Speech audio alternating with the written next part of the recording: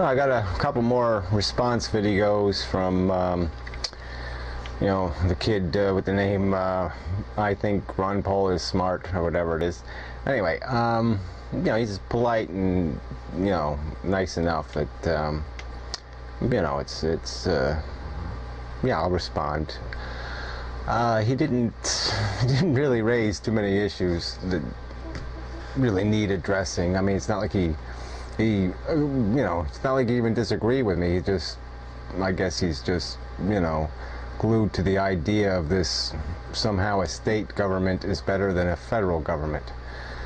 And somehow having a nation of 50 states that have the option under the new Constitution, we'll go back to the new old Constitution, and so we go back to this new old Constitution, and so then we have 50 states that can do anything they want. You know, they don't want to, you know, just, I'm just saying, this is just a, yeah, okay, they'd have to accept the changes of the Civil Rights Act and a few other additions to the U.S. Constitution that have been made, but there really are, those laws have become pretty weak. Most civil rights laws, the federal courts have made them almost useless. You can't even sue under a lot of them for any punitive damages for your civil rights. So obviously it becomes almost impossible to go to a federal court with an accusation of a civil rights violation when you can't sue for any actual damages. The damages are to your freedom, to your destiny, to your liberty. And they won't assess any value to that, and so you have nothing to sue for. You have no, there's no punishment you can impose, and all you can do is correct a continuing abuse if it's happening, but you're really not going to get any satisfaction. You're not going to get any, there won't be any punishment for somebody abusing your civil rights, and that's really is disgusting. And also related to that is what the courts have done, these right-wing courts. Let's be sure who's doing this.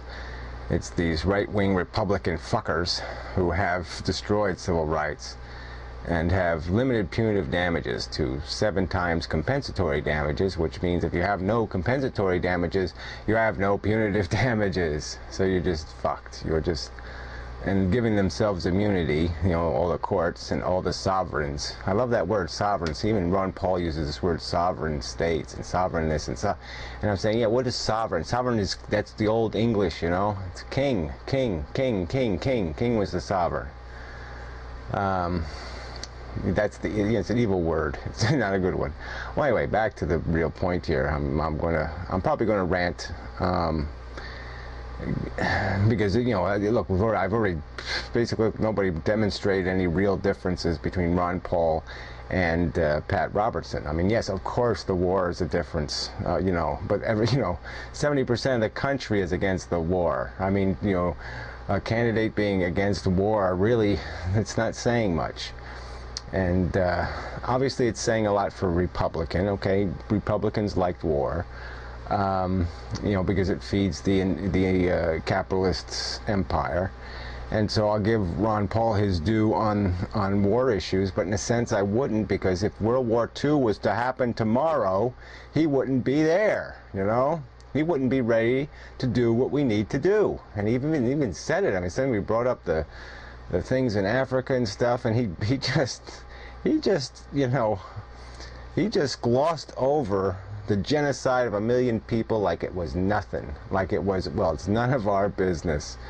And no, I think there are some things that are going to be our business, okay? You just can't run away from everything. And so that's the downside of Ron Paul's anti-war policy, is he doesn't, it's not about whether it's a good or bad war. It's about the war, the whole idea of fighting something. He will not fight for anything. All he'll fight for is his right to own property and own slaves and be a bastard. You know, his right to employ somebody at 50 cents an hour if he wants to. That's all he'll fight for. He's just fighting to be a greedy, rotten scoundrel. I mean, there's just nothing. There's nothing. He has no, he has nothing. He has no appreciation for the need for humans to live under civilization. It just doesn't occur to him to have something called civilization. It's I got mine, fuck you. That's his philosophy. So anyway, you know, there were some things I haven't covered yet, but let's see what we get to here. Yeah, with the whole thing with the war, look, I was opposed to the war. You should hear, I should post what I wrote. You know, when George Bush was standing on the dead bodies there with his fucking megaphone talking about going to war. You know, the whole 9/11 thing, because I basically predicted what would happen, and I predicted I didn't predict it, but it was a blueprint for disaster. His reaction was exactly the wrong reaction, exactly the opposite reaction to what we should have had. We should have stood for everything right, and not play the wrong war, not play the wrong card. We should have looked like the victims instead of becoming the aggressor. I mean, it was just, we had a perfect opportunity to make America look sympathetic around the world. We could have made Muslims look like the shit that they are. And we just threw that opportunity away. Just so stupid. Well, anyway. Yeah, back to the war though. Yeah, you really do have to have an out strategy, okay? Yeah, I mean, we got to end the war, but you've got to have a strategy. You can't just say, yeah, I'm going to bring the troops home tomorrow. Number one, you can't even do it physically, all right? It's going to take time to bring home all those people and all that hardware, and then you have to reabsorb these people back into the economy and the rest of it. So, I mean, you can't just sit there and say, yeah, I'm going to bring them home tomorrow and just let anything that happens over there happen. You have to make a deal with the UN. You have to go there begging, saying something like, yes, well, I'm sorry, we got into this mess. It was George Bush's fault. We really didn't want to do it. And, well, okay, yeah, the people voted for him a second time, but, they didn't mean to. So it probably cost us some money. But yeah, let's get those white hats over there and get our guys out of there. I mean, if it's our guys, at least have them wearing those UN hats, because fuck this shit. But anyway, okay, there was one thing I didn't get to in the other videos. There's lots of things I didn't get to, but anyway, I mean, there was one little thing about Ron Paul. He was talking about the health care. He had this proposal that people should buy bad outcome insurance. Okay, that's how we should deal with medical malpractice, is people should buy bad outcome insurance. Not that doctors should have the insurance. No, the patients should have to buy insurance against their doctor fucking up.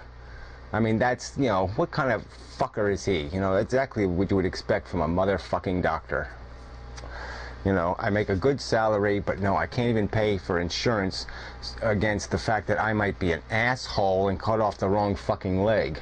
Ugh, incredible. Bad outcome insurance. I just love that. Yeah, we patients should buy that. Anyway.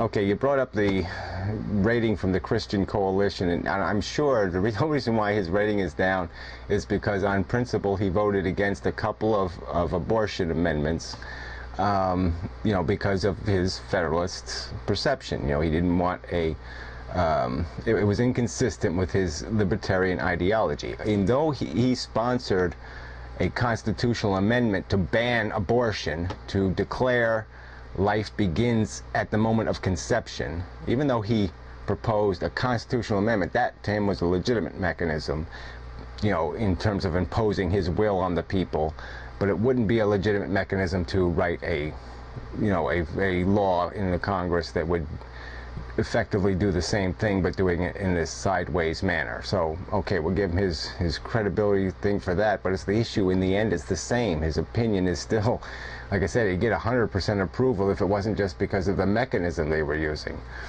So, he is, like I said, I'm talking to atheists here, generally speaking. I mean, that's the part of the YouTube community I'm part of. So, my grievance isn't with the lunatic anarchists who believe in Ron Paul. What's the point of even talking to those buttholes? The point is, I'm trying to humiliate the atheists who have supported Ron Paul, because any atheist who supports him is a fucking goddamn might as well be voting for Jesus Christ, or they might as well be voting for the goddamn Pope, because this guy is the same motherfucker. And that's part of this whole. Well, anyway, so let's get to the. I'll try to cover your issues before I go ranting. Maybe I'll do a second part. Ron Paul on the drug issue, he is 3 times now, I saw it 3 times, you know, the 3 times I heard him mention it, he has called it a disease. He's called drug use a disease. The only thing he's for repealing is the federal drug war. He's not for repealing the state drug laws, okay? And anyone who's going to call recreational use a disease isn't a very good advocate. You know, it's not exactly a guy I'd want advocating for my interests if he's going to call my interest a fucking disease. And as I've said, where is he on the cigarette issue? Where it's the highest tax in the history of the world, and he said nothing.